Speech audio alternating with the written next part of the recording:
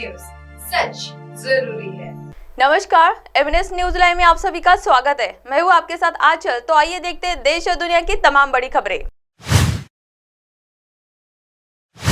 उदयनिधि के बयान से राजनीतिक दलों में हलचल, अन्ना द्रमुक सावधानी से बढ़ा रही है कदम। 10 सितंबर तमिलनाडु के खेल और युवा मामलों के मंत्री और मुख्यमंत्री एम.के. स्टालिन के बेटे उदयनिधि ने हाल ही में बयान दिया था कि राज्य से मच्छर, डेंगू, मलेरिया और कोरोना की तरह सनातन धर्म को भी खत्म करना होगा। इस बयान ने देश के राजनीतिक वर्ग को चौंका दिया और भाजपा के वरिष्ठ नेता अमित शाह और जेपी नड्डा ने इस पर प्रतिक्रिया दी। समझा जाता है कि प्रधानमंत्री नरेंद्र मोदी ने भी अपने मंत्रिपरिषद से कहा है कि उन्हें उदयनिधि स्टालिन को उनके बयान के लिए उचित जवाब देना चाहिए। तमिलनाडु के डीएमके द्रविड़वाद के वैचारिक आधार के साथ सबसे प्रमुख राजनीतिक दल है और उदयनिधि स्टालिन जैसे कद के नेता से सनातन धर्म के उन्मूलन का आह्वान किया है, जिनकी गूंज पूरे देश में है।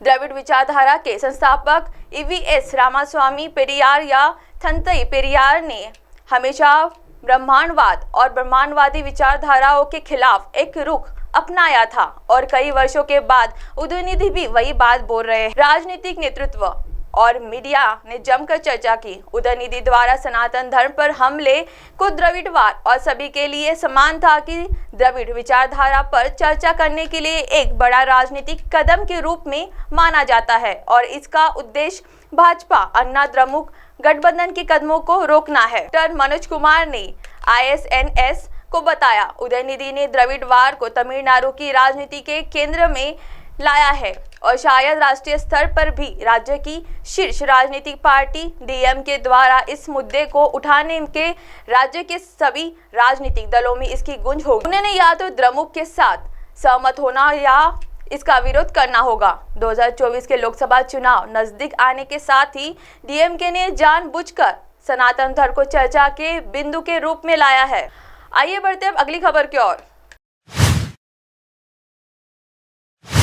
विश्व नेताओं के राजघाट पर महात्मा गांधी को भी दी श्रद्धांजलि। 10 सितंबर G20 शिखर सम्मेलन के दूसरे दिन रविवार को विश्व नेताओं ने बूंदाबांदी के बीच राजघाट पर महात्मा गांधी को श्रद्धांजलि दी। प्रधानमंत्री नरेंद्र मोदी ने राजघाट पर विश्व नेताओं का स्वागत खादी का उपहार देकर किया।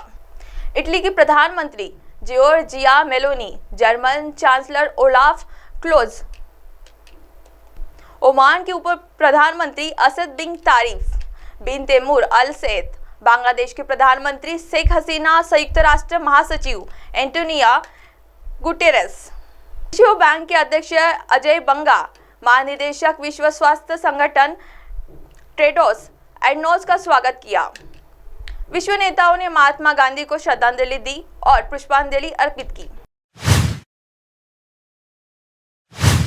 10 सितंबर मुंबई में विपक्षी दलों में गठबंधन इंडिया के 2 दिवसीय बैठक के समापन दिन जाति आधारित जनगणना को लेकर दलों के बीच मतभेद सामने आ गया। इस संबंध में बिहार के मुख्यमंत्री और जनता दल के नेता नीतीश कुमार की ओर से पेश प्रस्ताव का पश्चिम बंगाल के मुख्यमंत्री तृणमूल कांग्रेस व राष्ट्रीय अध्यक्ष ममता बनर्जी ने मुखर विरोध किया। ऐसा माना जाता है कि जाति जनगणना के समर्थन पर यह मतभेद उन कारणों से एक था जिसका कारण ममता बनर्जी और उनकी पार्टी के राष्ट्रीय महासचिव अभिषेक बनर्जी मुंबई सम्मेलन के अंत में संयुक्त संवाददाता सम्मेलन में शामिल नहीं हुए थे।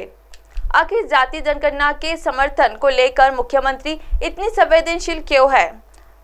तृणमूल कांग्रेस के नेता इस मामले पर चुप्पी साधे हुए हैं और दावा कर रहे हैं कि जनगणना का विरोध करने के पीछे पार्टी के तर्क को स्पष्ट करना केवल मुख्यमंत्री या राष्ट्रीय महासचिव का काम है।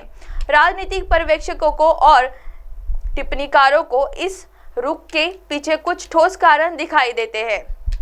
उनके अनुसार पश्चिम बंगाल में फर्जी जाति प्रमाण पत्र जारी करने की बढ़ती शिकायतें, जिसके कारण हाल ही में त्रिस्तरीय पंचायत प्रणाली के लिए संपन्न चुनाव के दौरान राज्य के एक बड़ा हंगामा हुआ, एक प्रमुख कारण है। दूसरा कारण जाति आधारित राजनीतिक से सीएम को अनुभवहीनता है, जैसे कि काऊ बेल्ट यानी उत्तर भारतीय राज्यों में है। राजनीतिक विश्लेषण सुधाशील मोइत्रा ने IANS से बात करते हुए कहा कि ममता बनर्जी द्वारा जाति जनगणना का विरोध करने का एक कारण राज्य में गलत जाति प्रमाण पत्र जारी करने के बढ़ते आरोप हो सकते हैं। मोइत्रा ने बताया, ये आरोप त्रिस्तरीय पंचायत प्रणाली के लिए हाल ही में संपन्न चुनाव के दौरान प्रमुख रूप से सामने आए हैं, जहां कई निचले स्तर के नौकरशाहों पर सत्तारूढ़ दल के निर्देशों के बाद नकली जाति प्रमाण पत्र जारी करने का आरोप लगाया गया था, ताकि सामान्य श्रेणी से उम्मीदवार आरक्षित सीट से चुनाव लड़ सके। अब आप हमारे चैनल को आपके मोबाइल पर भी देख सकते हैं। मोबाइल ऐप पर देखने के लिए प्ले स्टोर से MNS news TV app download करें। इंस्टा, लिंक, ट्विटर, हाईकुक, फेसबुक और कई सोशल मीडिया प्लेटफॉर्म पर हमारा चैनल उपलब्ध है। आप हमारे चैनल को लाइव भी देख सकते हैं www.mnsnewstv.com पर। फिलहाल वक्त हो चला है दर्शकों ब्रेक का। ब्रेक से लौटने के बाद देखिएगा देश और दुनिया की तमाम बड़ी खबरें। बने रहिए MNS न्यूज के साथ। नमस्कार।